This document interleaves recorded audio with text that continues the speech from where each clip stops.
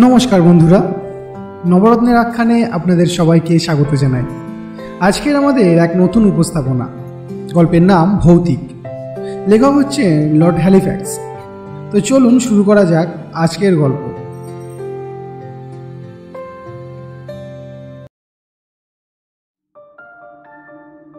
ফিফিলিমোর গার্ডেন্সে রাতের খাবার পাট চুকিয়ে ভদ্রলোক যখন বাসায় ফিরছিলেন তখন বেশ রাত হয়েছে। 11টা প্রায় অনেকক্ষণ আগেই বেজে গিয়েছে। ঘড়ির কাঁটা 12টার কাছাকাছি। গার্ডেন্স থেকে বেরিয়ে একটা ছোট রাস্তায় এসে পড়লেন ভদ্রলোক। রাস্তাটার নাম বোধ হয় ফিলিমোর স্ট্রিট। এত রাতে রাস্তায় লোক চলাচল প্রায় বন্ধ হয়ে গিয়েছে। বলতে গেলে ভদ্রলোক রাস্তায় প্রায় একা। অবশ্য একেবারে একা নন, সামনে কিছু দূরে এক মহিলা যাচ্ছেন।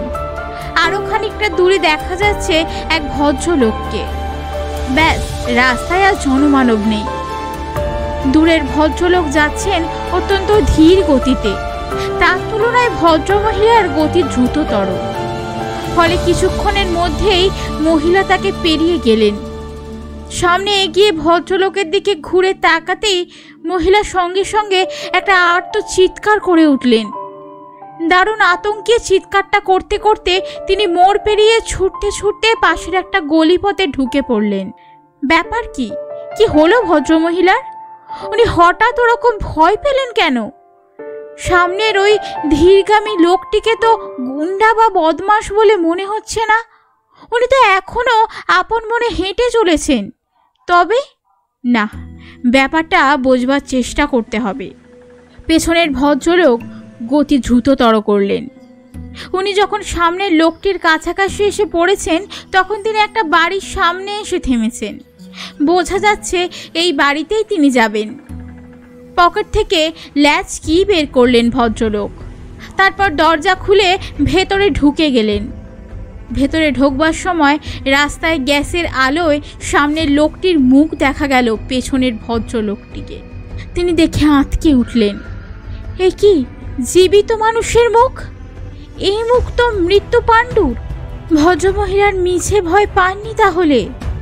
মধ্যরাতে নির্জন পথে এরকম একখানা মুখ দেখলে ভয় পাওয়াটা অন্যায় কিছু নয়। বাড়ির নম্বরটা দেখলেন পেছনের ভদ্রলোক। তারপর একসময় ফিরে এলেন নিজের বাসায়। খাওয়া দাওয়ার পাট তো চুকেই গিয়েছে, কাজেই সোজা বিছানায় আশ্রয় নিলেন। কিন্তু ভালো ঘুম হলো না। সারা রাত বিছানায় ছটফট করতে লাগলেন ভদ্রলোক। কানে বাজতে লাগলো ভদ্রমহিলার শঙ্কাবহুল আর্ত কণ্ঠস্বর। চোখের সামনে বারবার ভেসে উঠতে লাগলো সামনের ভদ্রলোকের মরার মতো ফ্যাকাশে মুখখানা। শেষ পর্যন্ত তিনি ঠিক করলেন কাল নিজের দরকারি কাজকর্মগুলো সেরে নিয়েই তিনি ওই বাড়ির আর তার বাসিন্দার সম্পর্কে খোঁজ খবর নেবেন। তা না নিলে তার নিজের মনে শান্তিই ফিরে আসবে না। পরদিন বাড়িখানা খুঁজে বের করতে ভদ্রলোকের কোনো কষ্টই হলো না।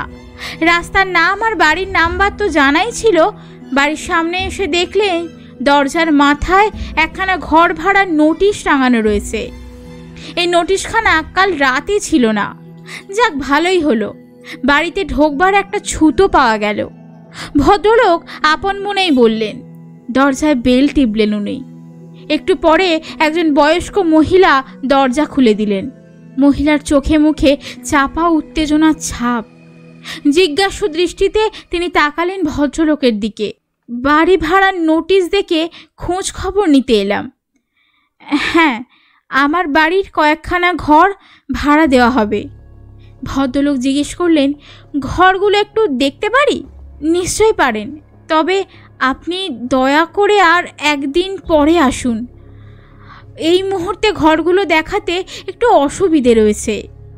ভদ্রলোক বললেন, দেখুন, আমি লন্ডন ছেড়ে একটু বাইরে যাচ্ছি, কিন্তু যাবার আগেই আমি ঘরের ব্যবস্থাটা পাকা করে যেতে চাই। ঘরগুলো না দেখলে সেটা সম্ভব নয়। আমার একটু তাড়া রয়েছে। এখন ঘর না দেখতে পারলে আমাকে হয়তো ভাড়া নেবার পরিকল্পনাটাই ত্যাগ করতে হবে। ভদ্রমহিলা নাচার ভাবে বললেন, বেশ, আসুন তবে। ভদ্রমহিলাকে দেখে লোকটি যেন কেমন অদ্ভুত মতো ঠেকল।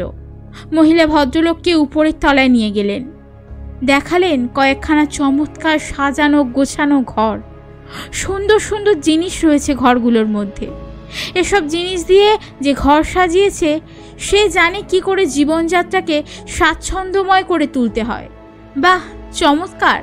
ঘরগুলো আমার বেশ পছন্দ হয়েছে, বেশ আরামেই থাকতে পারবো এখানে। কিন্তু এসব জিনিসপত্র কার? এই ঘরে যিনি ছিলেন তারই জিনিসপত্র এসব। তিনি এখন কোথায়?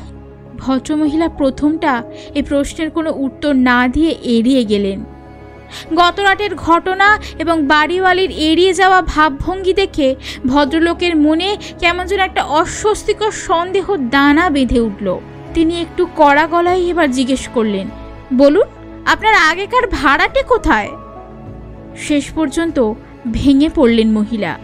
কান্না ভেজা গলায় বললেন, বলবো মশাই, আপনাকে সব কথাই খুলে বলবো। এই ফ্ল্যাটের ভাড়াটে একজন সত্যিকারের ভদ্রলোক ছিলেন। তিনি অনেক বছর এ বাড়ির ভাড়াটে ছিলেন। ওর আচার ব্যবহার যেমন চমৎকার ছিল, তেমনি আমিও আমার পক্ষে যত দূর সম্ভব ওর সুখ স্বাচ্ছন্দ্যের জন্য ব্যবস্থা করতে ত্রুটি করিনি। বছরের এই সময়টায় ভদ্রলোক এখানে থাকতেন না। প্রতি বছরে মন্টি কার্লোতে যেতেন। এবারেও গিয়েছিলেন প্রায় মাসখানেক আগে। আর সকাল 8টায় একখানা টেলিগ্রাম পেয়েছি। তা থেকে জানতে পারলাম আমার ভাড়াটে গুলিবিদ্ধ অবস্থায় হোটেলের একখানা ঘরে পাড়া গিয়েছে।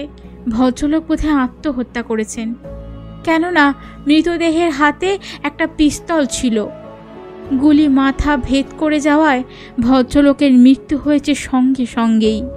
এই দুর্ভাগ্যজনক ঘটনা ঘটেছে কাল রাত প্রায় 12:15 নাগাদ। হ্যাঁ, গতকাল রাতে ঠিক এই সময়েই ভদ্রলোক মৃত ব্যক্তিকে এই বাড়িতে ঢুকতে দেখেছিলেন।